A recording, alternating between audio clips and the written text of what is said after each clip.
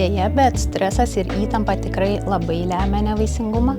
Labai dažnai jaunos poros jau prieš pradėdami planuoti jaučia didelį spaudimą iš aplinkos arba girdi neigiamas istorijas, kai buvo sunku pastoti, nepavyksta. Na ir jie tarsi jau jaučia tokią atsakomybę ne prieš save, bet prieš aplinką, kad kažkam tas nėštumas turi būti kaip įrodymas. Ir tas, aišku, užkrauna pakankamai didelę naštą jauniems žmonėms. Tai būna, kad ateina poros tiesiog prieš pradėdami pastoti ir klausia, kaip pradėti, ką daryti. Tai jeigu matau, kad nėra jokios anamnezės, kad kažkas galėtų nepavykti, tiesiog sakau, negalvoti apie tai ir metus laiko turėti reguliarų lytinį gyvenimą, nesekant ovuliacijos, neskaičiuojant, neplanuojant, tiesiog 2-3 kartai per savaitę ir turėtų per metus natūraliai pavykti. Ir tik tai, jeigu nepavyksta, jau tuomet atkeliauti pas mus.